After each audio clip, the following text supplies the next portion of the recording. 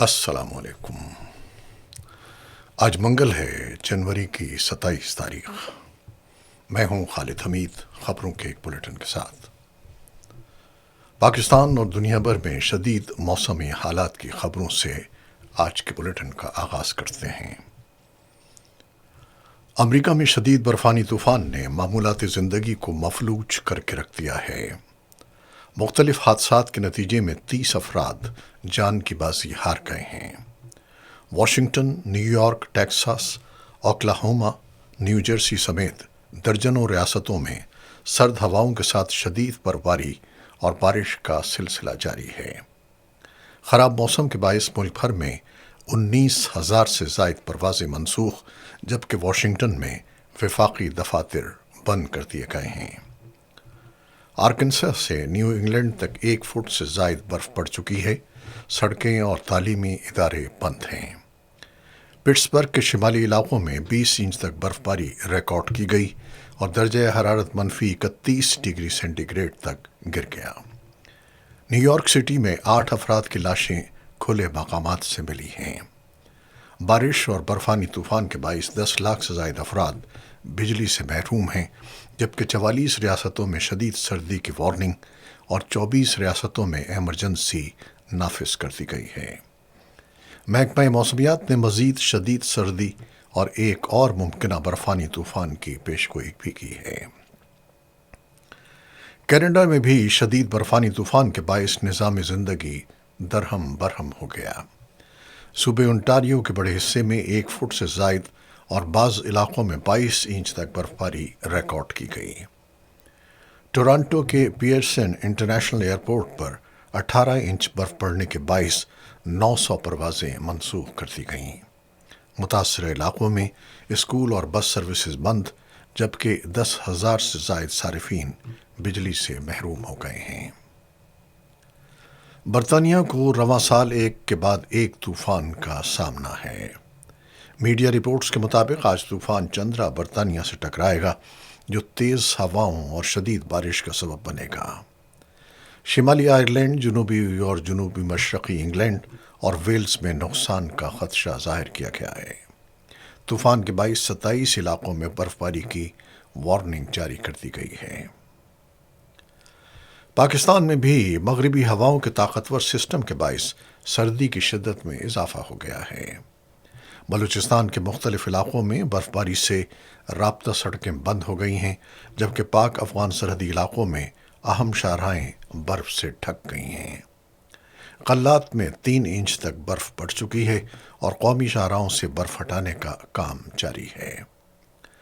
گلگت بلتستان، استور، چلاس، غزر اور وادی نیلم کے مختلف علاقوں میں وقفے سے برفباری جاری ہے، جس سے نظام زندگی متاثر ہوا ہے۔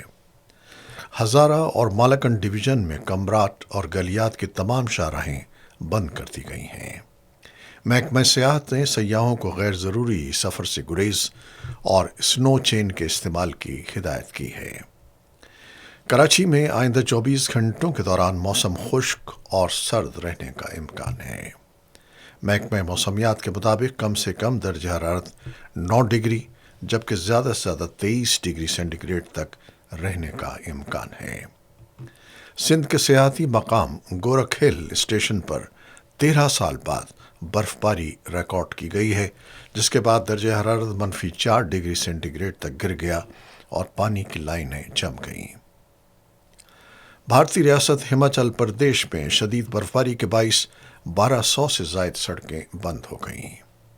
منالی سمیت کئی علاقوں میں ٹریفک جام رہا، جبکہ بجلی اور پانی کی فراہمی بھی متاثر ہوئی۔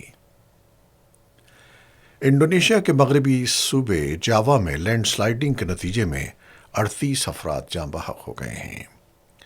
قومی ادارے برائے قدرتی آفات کے مطابق سرچ اینڈ ریسکیو آپریشن جاری ہے، جس میں 800 اہلکار اور بھاری مشینری حصہ لے رہی ہے۔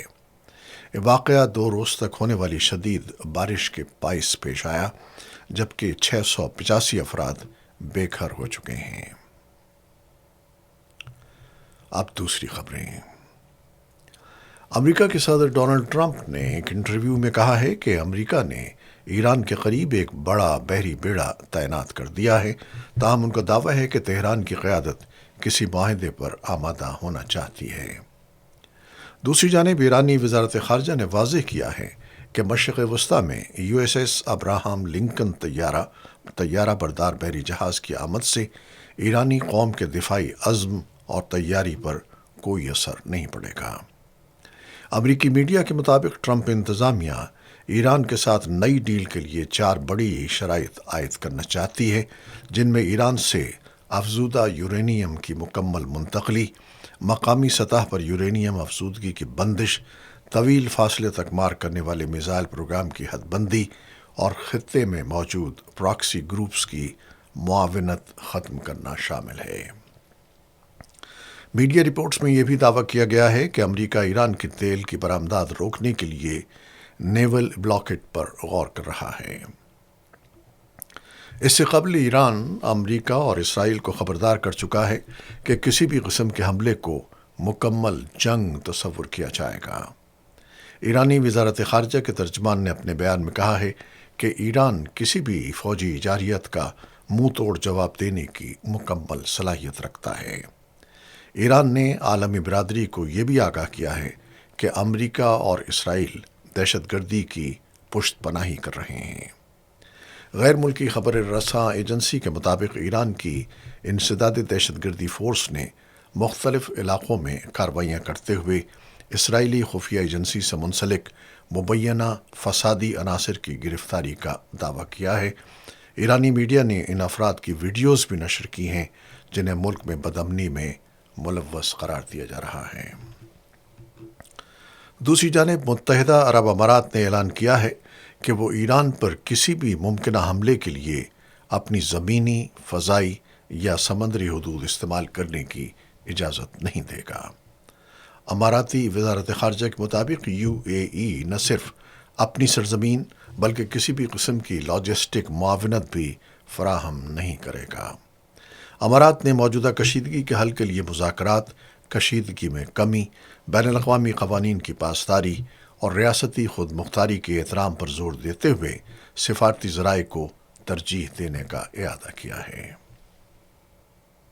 غزہ کی صورتحال۔ اسرائیلی فوج نے اعلان کیا ہے کہ اس نے غزہ میں موجود آخری اسرائیلی یرغمالی ماسٹر سارجنٹ ران گویلی کی لاش برآمد کر لی ہے۔ اسرائیلی فوج کے ترجمان کے مطابق national centre of forensic medicine نے لاش کی شناخت کی تصدیق کر دی ہے، جس کے بعد غزہ لے جائے گئے تمام اسرائیلی یرغمالی زندہ یا مردہ حالت میں اسرائیل واپس آ چکے ہیں۔ آخری یرغمالی کی لاش کی برآمدگی کے بعد اکتوبر میں طے پانے والے جنگ بندی معاہدے کے اگلے مرحلے پر پیش رفت کی امید ظاہر کی جا رہی ہے۔ اس سے قبل حماس کے عسکری ونگ القسام بریگیڈز کے ترجمان ابو عبیدہ نے کہا تھا کہ ثالثوں کو لاش کے ممکنہ مقام سے متعلق تمام معلومات فراہم کر دی گئی ہیں تاکہ جنگ بندی معاہدے کے تحت اسے اسرائیل کے حوالے کیا جا سکے۔ حماس نے اپنے بیان میں کہا کہ لاش کی برآمدگی جنگ بندی معاہدے پر عمل درآمد کا ثبوت ہے اور تنظیم معاہدے کے تمام پہلوؤں بشمول غزہ کے انتظام کے لیے قائم قومی کمیٹی کی معاونت پر عمل جاری رکھے گی۔ ادھر اسرائیلی وزیراعظم بنجمن نیتن یاہو کے دفتر نے اعلان کیا ہے کہ فوجی کارروائی مکمل ہونے کے بعد رفح کراسنگ دوبارہ کھول دی جائے گی۔ بنگلہ دیش نے چٹاگانگ میں قائم کیے جانے والے انڈین اکنامک زون کے منصوبے کو منسوخ کرنے اور اس کی جگہ ڈیفنس اکنامک زون بنانے کا اعلان کر دیا ہے۔ بنگلہ دیش اکنامک زونز اتھارٹی کے ایگزیکٹو چیئرمین چودھری عاشق محمود بن ہارون نے ڈھاکہ میں پریس کانفرنس کے دوران بتایا کہ یہ فیصلہ اتھارٹی کے گورننگ بورڈ کے اجلاس میں کیا گیا۔ چودھری عاشق محمود کے مطابق ڈیفنس اکنامک زون کے قیام کا مقصد فوجی اور دفاعی صنعت میں بنگلہ دیش کی مقامی صلاحیت کو فروغ دینا ہے۔ انہوں نے کہا کہ ہتھیاروں اور دفاعی ساز و سامان کی تیاری کے حوالے سے طویل عرصے سے مشاورت جاری تھی، کیونکہ ان مصنوعات کی عالمی سطح پر مانگ بھی موجود ہے اور بنگلہ دیش کو اپنی دفاعی ضروریات خود پوری کرنے کی ضرورت ہے۔ ان کا کہنا تھا کہ اس منصوبے پر آرمڈ فورسز ڈویژن، वजारत दिफा और चीफ एडवाइज़र के दफ्तर के दरमियान मुश्तरका तौर पर पहले ही काम हो रहा था। उन्होंने मज़ीद बताया कि तकरीबन 850 एकड़ खाली ज़मीन की निशानदेही कर ली गई है, जो गुज़श्ता साल जून तक भारतीय इक़्तिसादी ज़ोन के लिए मुख्तस थी। ताहम अब उसे मनसूख करके मास्टर प्लान में दिफाई इक़्तिसादी ज़ोन के तौर पर शामिल किया जा रहा है। एग्जीक्यूटिव चेयरमैन ने बताया कि इस मंसूबे के लिए बांग्लादेश के दोस्त ममालिक से भी मुशावरत जारी है। ताहम इस मरहले पर यह कहना काबिल वक्त होगा कि कौन सा फ़ौजी साजो सामान तैयार किया जाएगा, क्योंकि इसका फ़ैसला तलब और मुल्क की ज़रूरत की बुनियाद पर किया जाएगा। हिंदुस्तान और यूरोपीय यूनियन ने एक तवील अरसे से ज़ेर इल्तिवा तारीख़ी तिजारती मुआहदे को हतमी शक्ल दे दी है। यूरोपीय यूनियन के मुताबिक इस मुआहदे के तहत सन 2032 तक हिंदुस्तान को यूरोपीय बरामदात दुगनी होने की तवक्को है, जबकि तिजारत शुदा सामान के 96.6% पर महसूलात ख़त्म या कम कर दी जाएंगी, जिससे यूरोपीय कंपनियों को तकरीबन 4 बिलियन यूरो की बचत होगी। हिंदुस्तानी वजारत तिजारत का कहना है कि यूरोपीय यूनियन 7 साल के दौरान तिजारत की जाने वाली 99.5% अशिया पर टैरिफ में कमी करेगी। वज़ीर-ए-आज़म नरेंद्र मोदी ने मुआहदे को दोनों खित्तों के लिए बड़े मौक़े करार देते हुए कहा कि ये 1.4 अरब हिंदुस्तानियों और यूरोप के लाखों अफराद के लिए माशी तरक्की के नए दरवाजे खोलेगा। यूरोपीय यूनियन के मुताबिक नई दिल्ली ने गाड़ियों पर टैरिफ 5 साल में कम करके 10% तक लाने पर भी इत्तेफाक किया है, जिससे यूरोपीय कारसाज इदारों को नुमाया फ़ायदा पहुंचेगा। जम्मू और कश्मीर में कुल जमाती हुर्रियत कॉन्फ्रेंस ने कुपवाड़ा कत्लेआम के शुहदा को उनके यौम शहादत पर खराज अक़ीदत पेश करते हुए कहा है कि जम्मू और कश्मीर एक बैनुल-अक़वामी तौर पर तस्लीम शुदा मुतनाज़ ख़ित्ता है और भारतीय रियासती जबर इस हैसियत को तब्दील नहीं कर सकता। कश्मीर मीडिया सर्विस के मुताबिक 27 जनवरी 1994 को भारतीय फ़ौजियों ने कुपवाड़ा में 27 निहत्थे कश्मीरियों को शहीद कर दिया था। हुर्रियत कॉन्फ्रेंस के तर्जमान एडवोकेट अब्दुल रशीद मिन्हास ने कहा कि कश्मीरी अवाम उन अजीम कुर्बानियों को कभी फरामोश नहीं करेंगे जो अक़वाम मुत्तहिदा की करारदादों के तहत हक़ राय शुमारी के हुसूल के लिए दी गईं। उन्होंने आलमी इंसानी हकूक़ की तंजीमों से मुतालबा किया कि वह अपनी अखलाक़ी और क़ानूनी ज़िम्मेदारियाँ पूरी करें।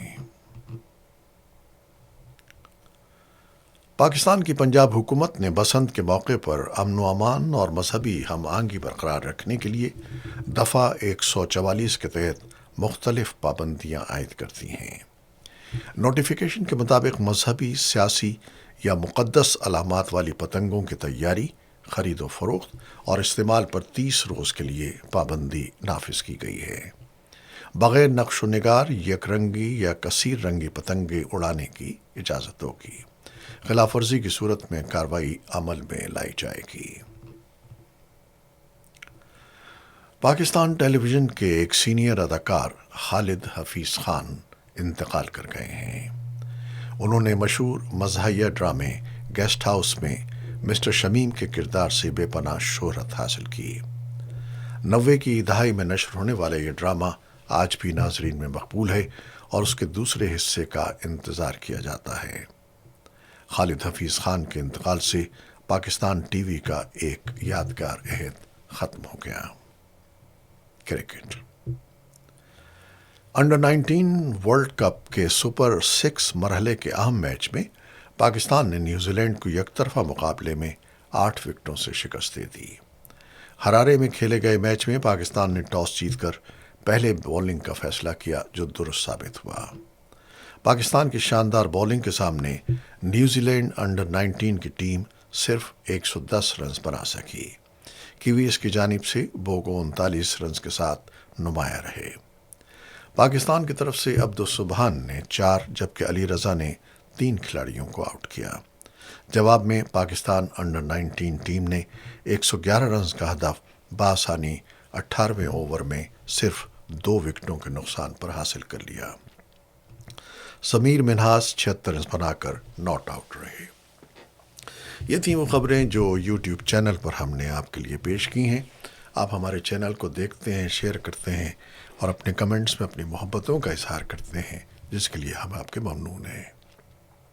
اپنی ان کاوشوں کو جاری رکھیے گا۔ خالد حمید کو اب اجازت دیجیے۔ اللہ حافظ۔